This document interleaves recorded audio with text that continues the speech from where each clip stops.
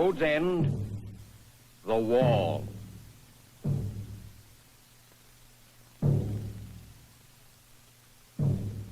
These are the people who move along the road. Some walk. Some ride. Some are well shod. Some are barefoot. Some are so young they must be carried. Or so old. Of the hundreds of millions who take this road, some do so willingly. Others hope that the road leads to bread for the hungry, peace for the weary, land for the landless. Some protest openly. Doesn't matter. Some were born on the road. Many will die along the way. In the beginning, the road exists in the mind of a 19th century philosopher and scholar, Karl Marx, who maintains that only through a system he calls communism can the worker and farmer avoid starvation and exploitation. We declare openly, Marx writes, that our ends can only be attained by the forcible overthrow of all existing social conditions. Thus, the road begins. Many who walk the road know its origins well. Many do not. Some things must be known about the road by those who do not travel it. This is a one-way street. The signposts along the way do not describe the true destinations. And nearly everyone who sets foot or wheel on this road goes all the way to the end. For there are few exits, only difficult, dangerous escapes. Finally, in March 1917, a demonstration in St. Petersburg starts over a simple demand for a higher bread ration. Gets out of hand, includes a new demand. Transfer of power from the Tsar to an elected parliament. The Tsar reacts in customary fashion, turns his troops loose on the demonstrators. But something goes wrong. The army joins the people. With incredible swiftness, the Tsar's regime falls. A.N. Kerensky, a young lawyer, is Minister of Justice in a provisional government in which many parties are represented. A revolution belongs to the people. I propose to defend it against any attack, whether from the left or from the right.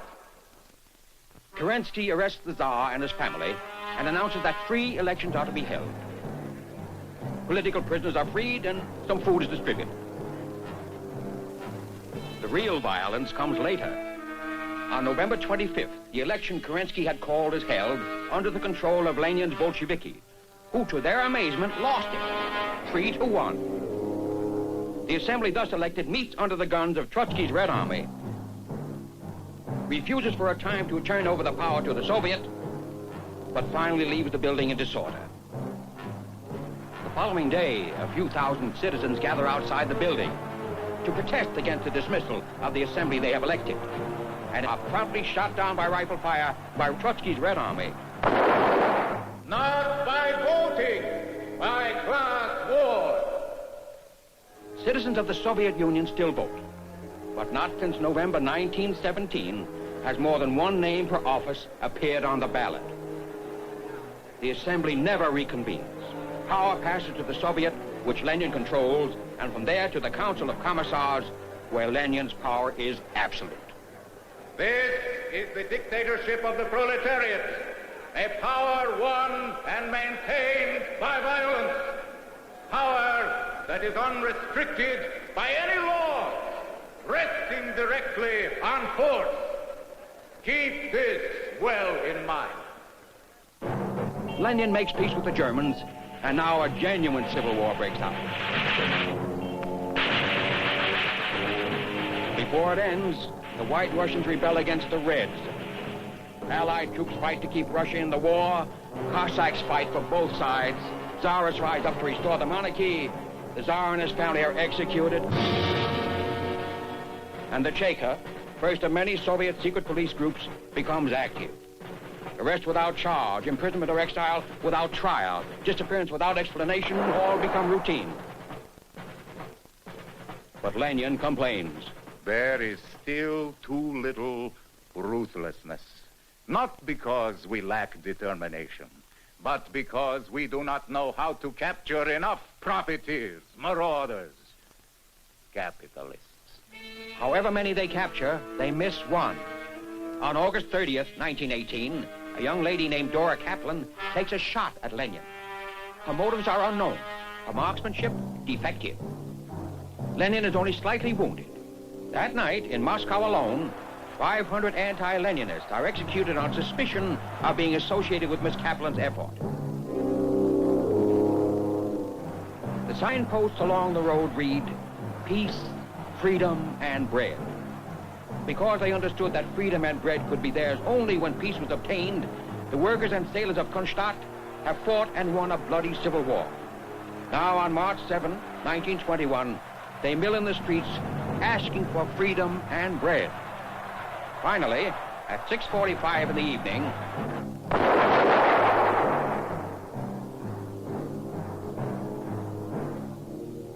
Trotsky, commander of the Red Army, who ordered the slaughter, gives the only explanation. It was necessary. Lenin and Trotsky are now firmly in power. The Cheka is abolished. In its place comes the OGPU, or Political Police. And to check on the OGPU, there is Rabkrin, the Workers and Peasants Inspection Group, whose chief is one Joseph Vissarionovich Zhugashvili. Party name, Stalin. He disputes Trotsky's position as Lenin's second in command and heir apparent. In the struggle, Stalin has the support of Zinoviev, chief of the Communist International, and Kamenev, city leader of Moscow, who could make you a judge or send you to Siberia. Now, with the Civil War won, Lenin eases the demands for belt-tightening and public sacrifice. Out of economic necessity, he institutes the new economic policy. Emphasis is placed on production of consumer goods, but the state maintains control of heavy industry. Even private enterprise is permitted, within limits. And two new words, American aid, enter the Russian vocabulary. By March 1922, the American Relief Administration under Herbert Hoover is feeding 10 million Russians.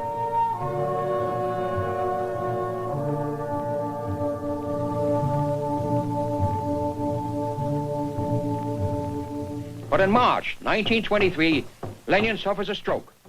The following January, he is dead.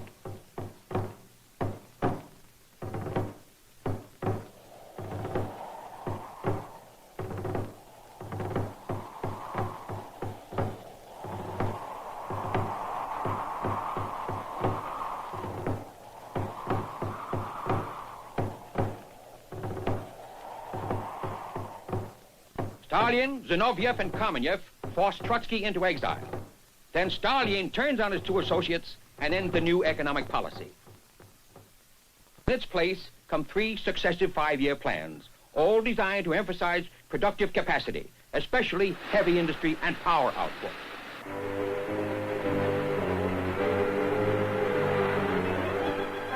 From 1928 to 1941, Russia's industrial capacity rises nearly 300%.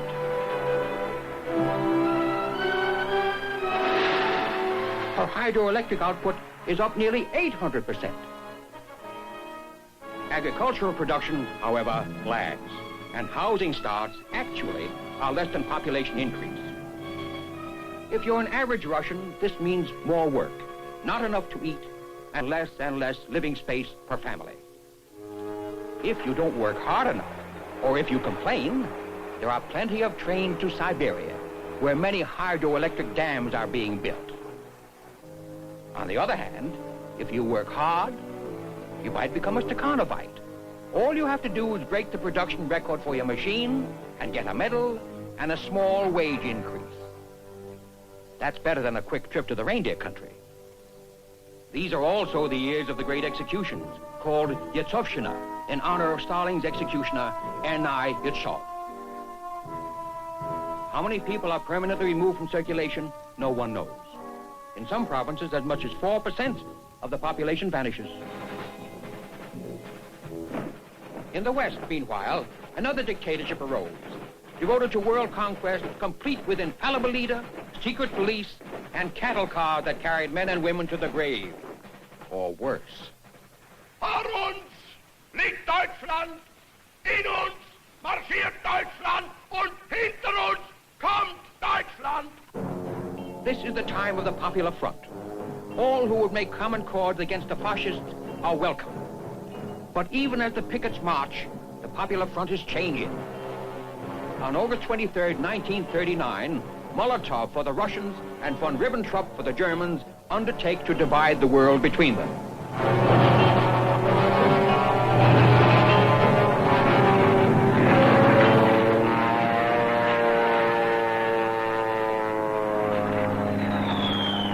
On September 1st, 8 days after the Nazi-Soviet pact is signed, German troops crossed the Polish frontier, and the world learns the meaning of a German word, Blitzkrieg. On September 17th, the Red Army crosses Poland's frontier. On October 5th, Poland has disappeared. German and Russian shake hands at Przemysl. The scum of the earth, I believe. The bloody assassins of the workers, I presume. Germany gets more from the pact than help with the dismemberment of Poland. Russian icebreakers clear the way for German surface cruisers. Germans are also given a naval base at Murmansk and vast amounts of war material.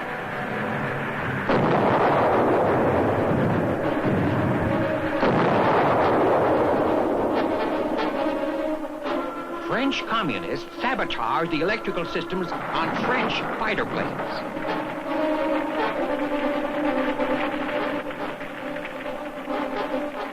But with the fall of France, Hitler decides the pact has served its purpose and ends it by invading the territory of his recent partner, Russia.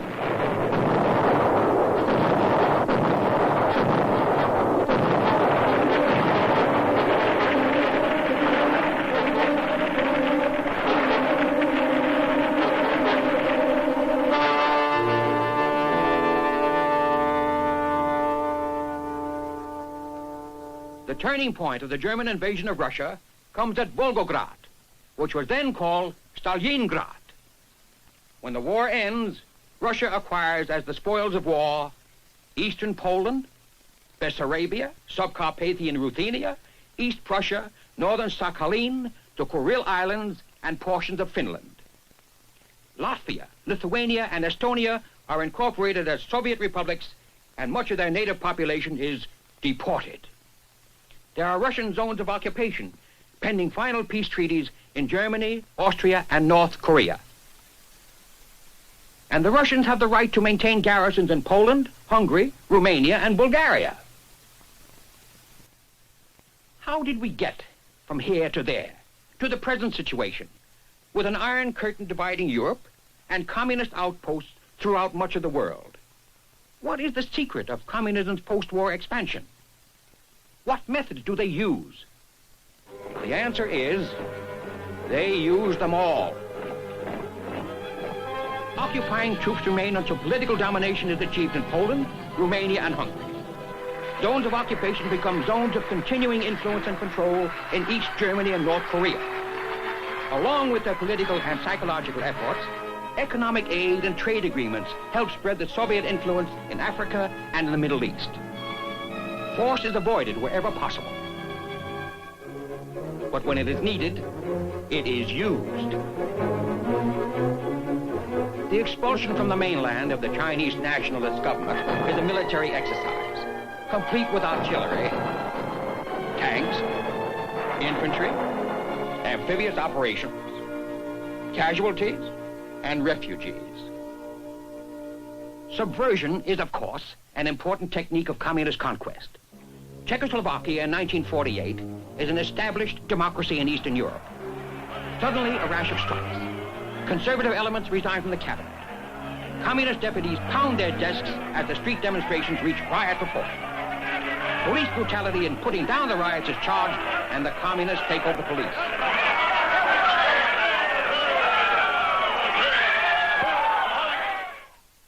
On February 25th, informed that the alternative is civil war and aware of unmistakable threats of invasion from the Soviet Union, if he does not capitulate, President Benesch accepts a communist cabinet.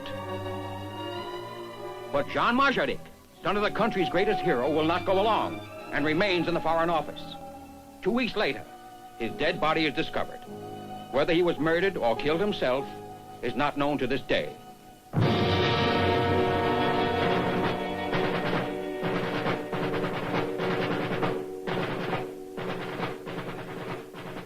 3 months later, a constitution, Soviet style, is adopted by Parliament. Benesch refuses to sign it and is forced from office. Before the year is over,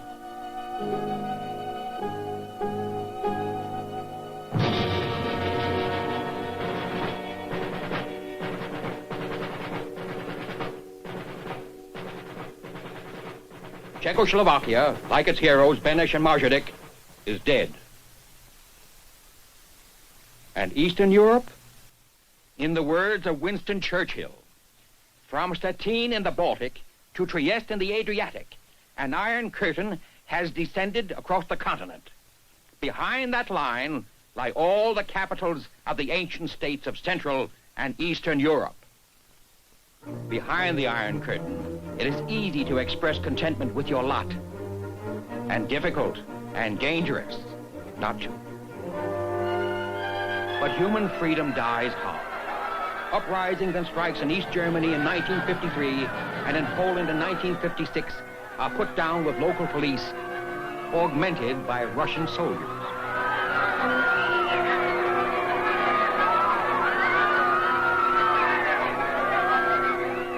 In Poland, concessions are made so that Poland today, although indisputably communist, permits a degree of freedom unheard of in the other Iron Curtain countries. Poles are permitted to criticize government decisions if they do so discreetly. An occasional political joke is allowed, but loud laughter is not recommended. You might disturb your neighbor, and he might be the law. Budapest, October 1956. These demonstrators are not anti-communists. In fact, many of them, Hungarian students particularly, are communists who feel that as Hungarians, they have the inalienable right to determine how Hungarian communism is to be administered.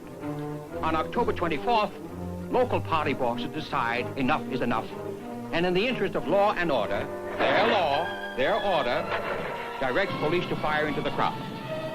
But the crowd does not melt away, even when Russian garrison troops join the police. Faced by an overwhelming mob, the Russians make a strategic withdrawal, leaving the Hungarian police to be slaughtered by their own countrymen. In November, Imre Nagy, who was a communist, but a Hungarian communist, speaking as prime minister, declares Hungary neutral as between Russia and the West. The Russians hesitate, the Hungarians celebrate. But hesitation and celebration end soon. An entire Russian army invades Hungary and crushes the revolt. Nagy visits the Russians under a flag of truce to discuss surrender terms. On June 17, 1958, his execution is announced. No flowers, please.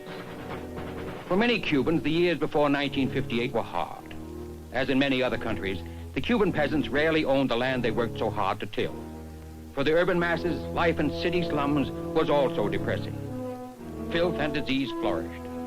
Yet most of these poor Cubans, the proletariat of Marx, suffered their lot almost as if they were unaware that there was another way to live. When Fidel Castro was ready to come out of the Sierra Maestre, his support is based not on the poor, but on the middle class.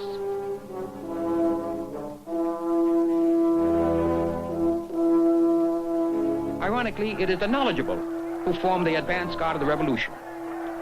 But when the Pied Piper seeks to broaden his support and sounds the call for bread and peace, the poor are there to listen. Many believe, few doubt. The revolution is a success. Castro's brother Raul is already a self-proclaimed communist. His close associate, Che Guevara, had participated in the unsuccessful revolution in Guatemala.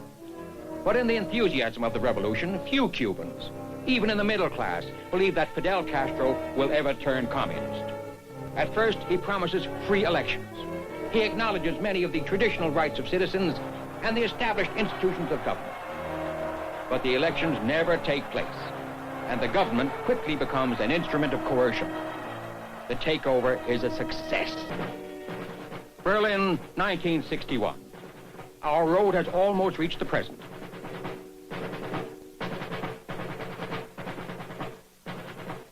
Why have the Russians built this wall? Why are all Berliners denied the right, guaranteed them under the international agreements, to pass freely from zone to zone within Berlin? The communist explanation is simplicity itself. According to them, West Berlin was a base for intrigue and imperialist assaults on East Berlin and East Germany, where a man has a chance to enjoy the finer things in life. But Bent Ludens was going the other way, east to west. And so has every other casualty at the wall. No one can be sure of the real reason. But prior to the erection of the wall, almost anyone who could get into East Germany could reach West Berlin if his feet held out. And many did. Once in West Berlin, you are outside the Iron Curtain. The free passage of people between East and West Berlin was the only physical gap in the Iron Curtain. So the Russians sealed it. The wall is a solid fact.